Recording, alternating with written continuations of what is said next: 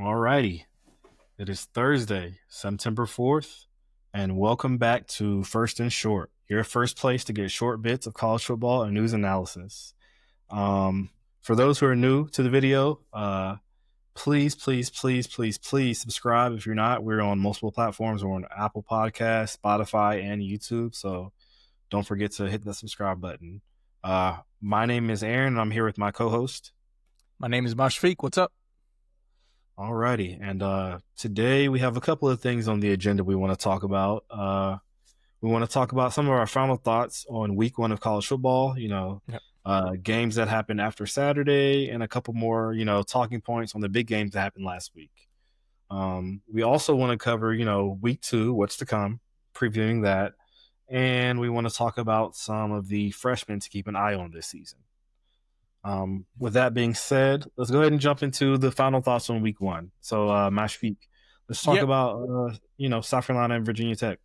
Yeah. So, Labor Day weekend, college football season kicks off. It feels like a whole season in one weekend with how long the games go on for. But yeah, South Carolina at Virginia Tech. It seemed like there were multiple games in Atlanta this weekend, but South Carolina got the dub over Virginia Tech, 24-11. It was pretty close most of the game, but hey, I got to give a shout out to you, Aaron. Like during our preseason stuff, you called out Lenora Sellers to Nick Harbor. Dude, that's a big time duo right there. I mean, Nick Harbor didn't have that many catches, but when he did, he had 3 catches and for 99 yards. So yeah. I'm pretty good at math. Everyone watching here, I'm sure, is good at math. That's 33 yards a catch. Late in the fourth quarter, the score was still 17-11. And this is the play of the game, in my opinion. Nick Harbor, he runs a post route, 64-yard touchdown. He reached 22.4 miles per hour. He was the fastest player of the whole weekend. Lenora Sellers, he's pretty good at the dual threat quarterback situation. He actually didn't run much this time around, but he had 209 passing yards, very serviceable. Obviously, it was enough to beat Virginia Tech here. A theme that I noticed over this long weekend was touchdowns being called back. At first glance, if you're only watching these games like through Twitter or whatever, you would think, oh, the refs are up to something. But if you actually watch the game, neither of there was one here that Nick Harbor could have brought in, and then there was another one in the LSU game. In both instances, the wide receiver did not follow through with the catch after they landed on the ground. That's going to get called back every time. So I don't see why everyone's up in arms about that one. That's offense. South Carolina's defense, in my opinion, Dylan Stewart, in my opinion, if I had to pick 3 of my favorite defensive players in all of college football, he's one of them, maybe top 2. I love his body type, how flexible and bendy he is as an edge. He did have an injury scare early in the game, but he came back, which I'm glad to see. And he had a huge sack in the third quarter when the game was still close. And I think that was just a big momentum shift. So in any case, South Carolina Gamecocks 24, Virginia Tech Hokies 11. Yeah. What else did we have this weekend? This weekend, we also had Notre Dame and Miami on Sunday night. So Notre Dame ended up losing to Miami 24-27. Let's talk about, some of the stars of the game. Carson Beck, right? Everything has been said about him, but at the end of the day, he ended with 205 passing yards and 2 touchdowns. He almost had 1 interception, but it ended up being one of the craziest catches I've ever seen. By C.J. Daniels, so just an electric play. What about his wide receivers though, right? He had a honorable mention freshman Malachi Toney, right? He had 6 catches for 82 yards and 1 touchdown, so he's somebody we definitely got to keep our eye on this season. Right. They had a decent run game with 119 rush yards. Granted, the game plan definitely changed in the second half. Their MO was definitely to run the ball on the ground, keep the ball on the ground, keep the clock running over and over. So classic Mario Cristobal game plan. Exactly right. Maintain the lead, maintain control of the game. Yeah, but all in all, seems like a pretty solid offense. Carson Beck playing for UGA last year, he probably felt like he had to do make up a lot for the running game. Mm-hmm. Mario Cristobal definitely paired him with a very very good supporting cast, and potentially we'll see Carson Beck shine more as he plays in his final season one more time before he heads to the league. So very Mm-hmm. very interested to see how far this team could go. But all in all, a very very solid week one performance. Agree. Um, yeah, so let's talk about on the other side of the ball. So you had CJ Carr, not a bad start for the redshirt freshman. I mean, Mm-hmm. he had 221 yards, 2 touchdowns, and one interception. Decent stats, but really the thing that stuck out for me for him was his composure. Yeah. He really played with poise the whole game. With 10 minutes to go, 10 points down, he led two scoring drives, including the game tying touchdown run. It just showed me he's mentally tough, even in the toughest away game environment, in Miami Stadium. So I think this is something we shouldn't, overreact to, and that's Notre Dame's loss. I still feel like they have a pretty good chance to, have a playoff berth. And they got a chance to, really get out the jinx and jitters of game one against a really, Mm-hmm. really tough opponent. Um, Jeremiah Love, on the other hand, right? So for a preseason Heisman potential candidate, his usage was oddly low. Yeah. Even though he's a feature back on this team, he only had 10 carries and he only had 33 yards. He caught for 26 more, but it's not the production you expect from a Heisman hopeful, and it's not something you expect from him because of the season he had the year before. So very interesting to see if they're going to switch up the game plan and maybe run the ball more, utilize him more. But all in all, it was a pretty fun game to watch. Yeah. Yep. Agreed. Yeah, that was a good Sunday game. TCU at UNC. So we had the Horned Frogs beating the Tar Heels 48-14. Obviously, the big talking point here is Bill Belichick's debut into college football coaching. It feels kind of like, I mean, we've done this kind of comparison before. It kind of feels like when Deion first started. Which, funny enough, Deion's first game was also against TCU. Am I right? And Mhm. I guess TCU learned from their mistakes and blew out UNC.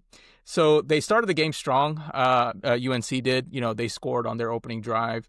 I was on Twitter. I saw Alabama fans ready to offer Bill Belichick the job. Honestly, they hopefully they watched the rest of the game. TCU, not Mike Elko, Sonny Dykes. They didn't care if Michael Jordan and Lawrence Taylor were on the sideline. That didn't matter to Josh Hoover and the TCU offense. Josh was hoovering up some yards. I wrote a lot of jokes in this one. Josh was hoovering up some yards. He had 284 passing yards and 2 touchdowns. They also had 258 rushing yards, so very balanced attack on offense. And great scoring on defense as well. I mean, you had a pick six and a scoop score. They scored in almost every way possible except for I don't think I saw a safety. UNC, their starting quarterback, Gio Lopez, he got hurt. Max Johnson, he came in, but the game was basically decided at this point. That'll be something to watch moving forward. The QB kind of battle, or not battle, but the QB choice, who can play on that side. And as for UNC in general, we're just going to have to see how much of that NFL experience on Bill Belichick's part translate to this level. There's a lot to fix before their next game against Charlotte, and they have a short week, right? They played on Monday, and they have to play again on Saturday. Their defensive line was letting TCU run all over them. Their offensive line could not get their running game going. So the team just looked disjointed on both sides of the ball, which is, that's a high possibility of something happening when you have so many transfers on one team. So we're just going to have to see there. So UNC definitely went through a lot of change on their roster part and obviously their coaching part. And there's another team that went through a lot of change, not necessarily their personnel on the field, but off the field. Ohio State, quite famously, obviously, defending national champions, but they had to replace their offensive coordinator and their defensive coordinator. The reason I wanted to end our week one review on this topic was a comment that Steve Sarkisian made about, Matt Patricia and how well Matt Patricia was able to kind of disguise the defense in order to confuse an offensive guru like Steve Sarkisian. So, Aaron, I wanted to come to you. You're the football guru here. I wanted to ask you, what is Matt Patricia doing so well conceptually that he's able to have so much success already? I have a couple plays. We'll look at those plays in a bit, but just wanted to hear your initial thoughts. What is Matt Patricia doing so well already? Sure, sure. So initially, one thing that I saw last week, he brought a lot of those defensive schemes and games from the NFL and his experience there down to the college level. You saw a lot of bluffed blitzes, a lot of bluff coverages, and it really made it made a tough time for Arch Manning to kind of read what was going on, before playing beforehand. And so Yep. he didn't have much time to react and really understand what the defense was doing to really get after him. Let's pull up that first play. Okay, yep. So I can Yep. see. Yeah. So right here, it's 4th and goal. This is like one of my favorite plays. It's coming. Man on man, big man on big man, and Matt Patricia, his defensive line is big and ready to plug the hole. If you Mm-hmm. run the play here, you can see that Texas is trying to run a quarterback sneak and they just get stuffed. They get stood up by their defensive linemen on Ohio State. You have Caden Curry and Lorenzo Styles. It was massive and it was momentum shifting. They not only denied Texas a touchdown, but they sent a clear message about Ohio State's defense. They're built Yeah. for the red zone, right? This is a powerful and physical play that's easy for a fan to visualize, and get excited about. Gotcha. So they're just bigger. I mean, we heard Texas got the size, but Ohio State's got more size, I guess, right? Yeah, and then And they another need it. thing that was confusing for me was they they ran 2 4th and red zone plays where they didn't convert. Mm-hmm. Could have been critical game changers. But they only lost by one possession, so one can only think what would have happened if they would have kicked field goals in these opportunities. Right. All right, Mhm. so let's move on to the second play. Obviously, this one was eye-opening. It happened in the second half, third quarter. Arch Manning, obviously, he throws a pick. Before I start the play, what do you see here? What is Texas showing? What is the defense showing on Ohio State side? And then how does the play adapt before the game play gets started? Sure, sure. So yeah, Texas is in a pistol formation, and then again, you see Matt Patricia. He's got about 5 or 6 guys close to the line of scrimmage, just playing cat and mouse. You can't really tell if they're blitzing, if they're lining up, getting ready to guard a man, if they're going to drop back in zone. And so, I mean, in terms of calling an audible, I mean, there's not much to audible or to read right now because there's no telling what the guys are going to do for you, right? Yeah. So I Um, see the tight end. He's in motion. He's going to the top of the screen. What is the defense doing to react there? Sure, sure. So they may be shifting 1 or 2 guys over. Um, Not much is happening for Arch to tell if they're in man or in zone, really, right? So again, that's just good disguising. Nobody's following him verbatim across the field. And if you Mm-hmm. run the play, um, Texas runs a play action, right? Everybody stays disciplined. That's one thing that I really liked about Matt Patricia's defense. They stay disciplined, stay with their man. Arch tries to force a throw into the field of play, and it's just easy pickings for the Ohio State defensive back. All right. Appreciate you showing us that, Aaron. I think that pretty much wraps up everything that we had to cover for week one. Let's go ahead and look forward to week two. We not too many big time matchups, but still some notable games to watch. So, Aaron, what's on your list for this weekend? Sure. So the first game I have on my list is an SEC showdown this weekend. So we got Ole Miss playing Kentucky, um, and Kentucky is dripping with drama and revenge. Ole Miss is coming off a demolishing win against Georgia State. They beat them 63-7, and they're feeling pretty confident behind their sophomore quarterback Austin Simmons. Um, he's looking like the real deal after torching Georgia State's defense. He had about 341 yards and 3 touchdowns. But you can't sleep on, the veteran quarterback from Kentucky, Zach Calzada. The Wildcats, They were also punishing the ground game last week. They were led by Dante Dowell. He racked up about 129 yards last week. Lane Kiffin's squad, though, they're out to avenge last year's upset loss to Kentucky. They have about an 83.6 win probability and a double-digit spread in their favor. I expected this game to be pretty physical, have some SEC grit, and maybe a few surprises under the Lexington Lights. Mash, who's your favorite to win this game? I think it's Ole Miss all the way. I don't see any reasonable reason to think Kentucky can win this one. Sure, yeah. I'm excited to see, an SEC showdown, but I'm going to have to agree with you. Ole Miss. Yeah. So next on our list, we have South Florida at Florida, number 13, Florida. Florida, I think I saw they're favored by nearly 3 touchdowns or so. But if you saw that USF game, or at least caught parts of it against Boise State, their quarterback Byram Brown, he's phenomenal. Like he is so fast, and he can extend plays.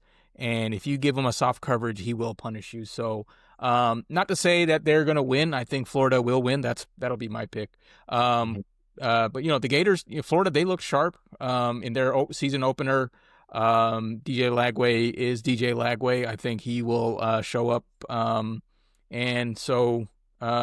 Unless Florida underestimates South Florida's, speed and versatility, I think they should be able to get this easy win. Do you have any thoughts on that game? Yeah, I'm gonna have to agree with you again. Florida, I think they'll just be too strong, too powerful, too talented this year. They should pretty much easily roll over South Florida. Nice. All right, next on the list. So this may be the game of the weekend. You got number 15 Michigan going to Oklahoma. Both teams are looking for redemption this year following a bittersweet 2024 season, with some highlights, but things they can improve upon. Sharon Moore. So he actually played offensive guard at OU. Michigan, they preemptively chose games 3 and 4 for him to be suspended so he could coach this one. This is going to be a Saturday night game. It's going to be a heavyweight battle for, 2 historic programs. Each boasting elite quarterbacks. So you got the true freshman at Michigan. You got Bryce Underwood. He had a pretty good showing last week. And then you got the transfer standout for the Sooners. You got John Mateer, right? Oklahoma enters as the slight favorite at home. They're riding a revamped offense and a stingy defense that allowed just 151 yards total in their opener. But Michigan has a pretty balanced attack this year. So they got the Alabama, transfer from a year or two ago, Justin Haynes. He had 159 yards in the game last week, and they also have a +2 turnover margin. So this makes up for a razor sharp close matchup with major playoff implications. I like Michigan in this one. You like Michigan? Yeah, that's a good one. I might have to go with Michigan too. I think Bryce Underwood. I think Bryce Underwood is the deciding factor here. We're going to talk about him more in our freshman to watch segment. But he's special. John Mateer was my pick for like most standout, impactful transfer or whatever.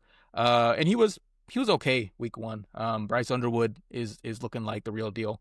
I think he'll be able to make it happen on the road.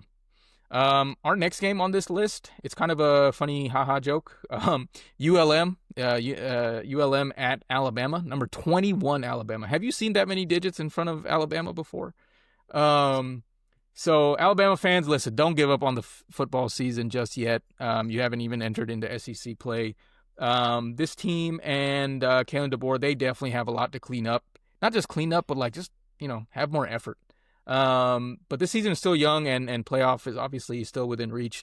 I expect Alabama to come out strong and a lot more serious and aggressive this week. But man, ULM has the chance to do the funniest thing ever, The pressure's on for DeBoer to keep Rome from falling, but I don't know. I picked Alabama to beat Florida State. I'm going to pick Alabama to beat ULM. Yeah. I'm going to have to agree with you there. think this was going to be a week to breathe, to rebuild. But man, the standard and the pressure from the Alabama fans I've seen all over social media this week. Yeah. Um, Do yourself a favor. Do yourself a favor. Go watch the Paul Feinbaum show and just listen to the first caller. His name is mhm. Legend. Aaron, for real, listen to it. I listened to it last night. It was hilarious. All Yeah. right, what's next on the list? Next on the list, right? So we got UNLV at UCLA. I really, really like this matchup, right? UNLV, they head into the game 2-0, and they're clashing against the transfer Nico. And UCLA is coming off a tough loss to Utah, right? If somehow, some way, UNLV and Dan Mullen they figure out a way to win this game. I was looking at the rest of their schedule. I mean, I don't think they play another Power Four school after this, right? So Yeah, they they're play good. Boise State at Boise State in the middle of the season. They got Hawaii Air Force, but I think if you win this game this week, they could be a super dark horse and potentially be They're a the G5. G5. They're the G5 team. Yeah. Yeah, yeah. So, hey, Dan Mullen, please pull it off if you can. Right. Yeah. What are your thoughts on this game? I'm gonna go with. It's hard to bet on UCLA. That's just a soft team. I'm going with UNLV. UNLV is at home, right? Yeah. Yep. Yeah. I'll go with Yep. UNLV here. Yeah. Okay. Yeah, it's gonna be interesting. Yep. All right. Next on our list is Iowa at number 16, Iowa State. The reason we wanted to bring this one up is because, one, it's the Cyhawk rivalry, and two, I don't think I've ever seen Iowa in the Big Ten not ranked and Iowa State in the Big 12 ranked. So this is kind of backwards, but, I think that's a testament to quarterback Rocco Becht. We talked about him in their season opener in Ireland. He was looking great. He's looking like he is emerging as a breakout star. I think Mark Gronkowski's ability, on Iowa's side, questions linger around that. So we're gonna have to see what happens there. Iowa State, I think they're favored by a field goal, so it's gonna be a close game. I think, Iowa always has offensive problems. I don't think I read anything where they're going to fix that or have fixed that for this season. I'm going to go with Iowa State on this one. Not giving a score prediction, but I think it'll be Iowa State. Okay. Yep. I think I'm gonna agree with you there. Iowa State, they're jumping further and further to be my favorite to win that conference. Hopefully this game is more exciting than what I think it will be. I'm hoping it's, a little bit more offense than has been in this past. We'll see if Iowa can come and, put pressure on Iowa State. Yep. So next on the list, we have Vanderbilt and Virginia Tech playing. Vanderbilt, they're looking to build off of last season's momentum, with some big wins, and also build on the thrilling win they had in overtime against Virginia Tech last week. Um, Diego Pavia, he set the tone last year with his campaign. He's looking to have another breakout year. The Commodores have a chance to start their season 2-0 before going into SEC play, so they have a really good chance to, get some momentum going. On the other side, you have Virginia Tech and their quarterback, Kyron Drones. He's the kind of dual threat weapon who could really flip the game on its head. He's big, athletic, and he has a cannon for an arm. He lit up Vanderbilt last season with 322 passing yards, 2 touchdowns, and while he did struggle in the opener against South Carolina with 2 interceptions, his ability to escape the pocket and create plays makes him, a constant danger. If he finds rhythm and he avoids those costly mistakes like he had last game, he could be the key in unlocking Virginia Tech's offense. This game's going to be interesting. I'm going to have to go with Virginia Tech. I think they're going to rebound against their, from their loss last week. I'm gonna disagree with you there. I think I'm a big fan of Diego Pavia. He's like the 8th year in college football. I think the age experience factor will be a factor here. I'm gonna go with Vanderbilt on this one. Okay. Cool. So that'll wrap up our week 2 games. As you know, one last note on week 1. I guess I'll go back. On this show, basically, we're trying to make sure that you are the most informed person, in the office. Like when you're in the break room having lunch with your folks, we want you to be able to name drop those people that your coworkers look at you maybe a year or two down the road and they're like, "Oh, I remember you were talking about him. Yeah, you're so smart." And so that's why we picked 6 freshmen, okay, to keep your eye on. And who knows what they'll do this year, but like in the next year or two when they're sophomores and juniors, and you already have mentioned these guys, you're going to look like him in the office. So we picked 6 freshmen, and most of them are quarterbacks. Those are usually the players that, stick out. But we got some good ones on here. The first one, I'm sorry if I mess up your name, but Jaron Kiwe Sangapolotule.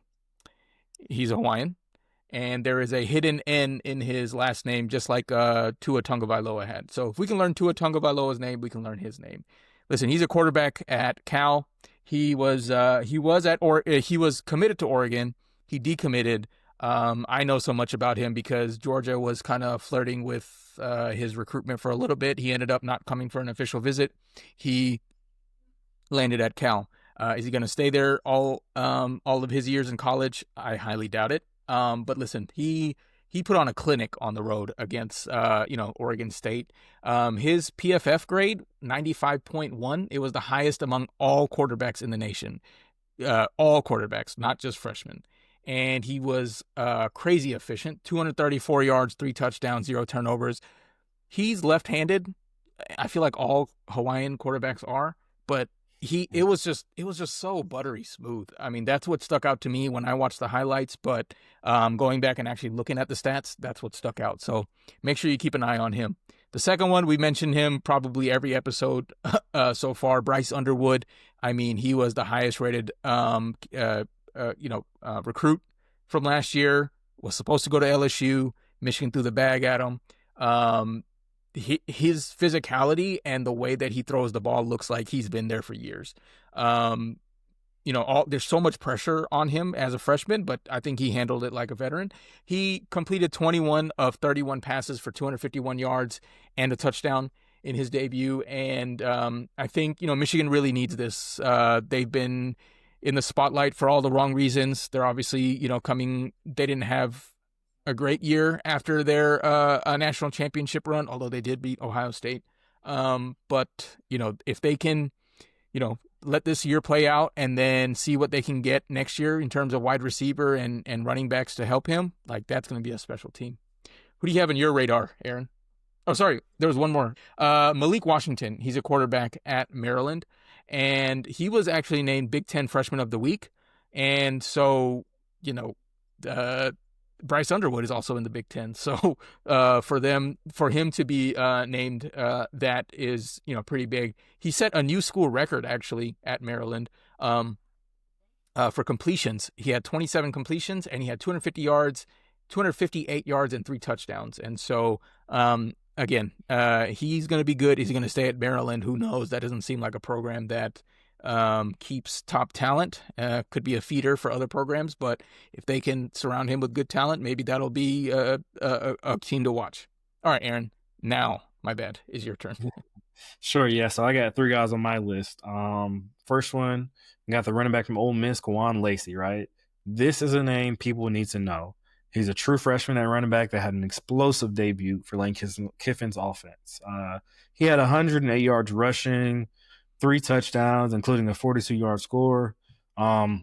He showed a combination of speed and power that will make him a key weapon this season. I'm really interested to see what he's going to do this week against, SEC play and see if he can keep up the momentum. Yeah. Next on my list, I have Fahim Delane. He's a safety at Ohio State. So while his brother is a junior at LSU, he's a true freshman on this list. The number 1 safety recruit in the country didn't just play; he made an immediate impact for the Buckeyes. He had a few key breakup passes, and a tackle for loss, earning a spot on the field early. He looks like a future star that is in a loaded Ohio State secondary, and he did so against a top 3 team in the nation. So much more to come for this guy. I think he has a bright future. Um, hey, unless somebody throws the bag at him, I can see him staying at Ohio State for a couple of years. Oh, for sure, yeah.